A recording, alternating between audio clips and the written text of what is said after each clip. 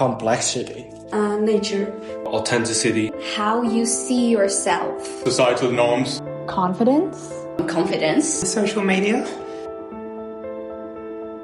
Every day, millions scroll through social media feeds, guided unconsciously by algorithms shaping perceptions of beauty, health, and self-worth.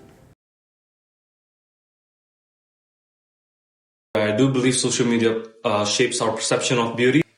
100%. Yes, 100%. Definitely. Yeah, definitely. Definitely. It's like one of the main influences of how people think of themselves these days, I think. Social media right now, a lot of it has become a lot more like mainstream, I think, Western sort of like beauty standards, because I've noticed that whenever I've like traveled around and stuff, everyone's sort of like changing their like sort of original ideals to match and align with the sort of more Western ideals. Because people are editing their images and they're making them pose in certain ways and wearing certain outfits, so they can kind of look how they want and look through all the pictures and make sure it looks like what's best. I think it's easy for you to compare yourself to people even though it's not realistic.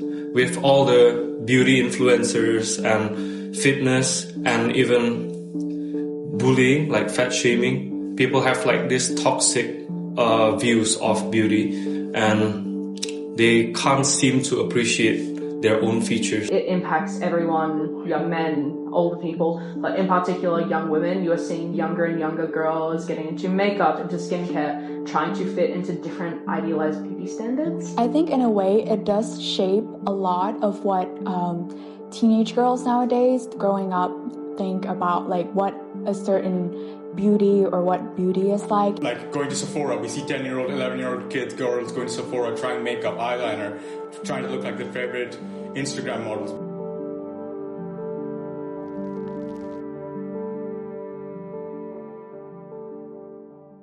Well, if there's one thing that we can all agree on is that social media plays a big influence on our lives, and definitely in the fitness world as well.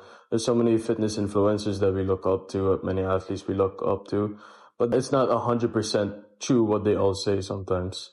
You know, there's been a lot of issues regarding this influencer, if he's telling the truth or not. For example, when he says that you can attain this without injecting steroids, is he really telling the truth or not?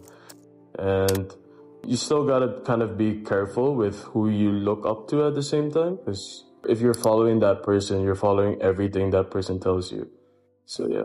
Before the internet, the Instagram and all the social media was up there, people were not that aware of health and fitness, but after when they came into play, and they're much more educated and much more aware of health and fitness. But what happens when the screen meant to empower you actually traps you?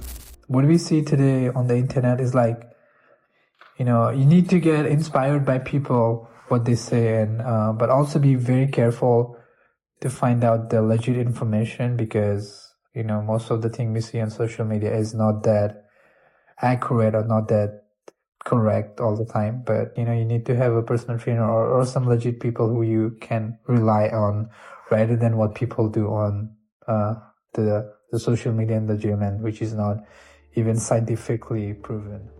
Our digital society is shifting.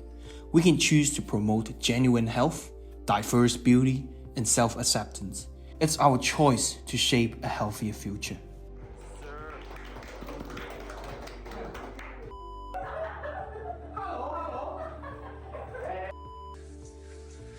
Sorry.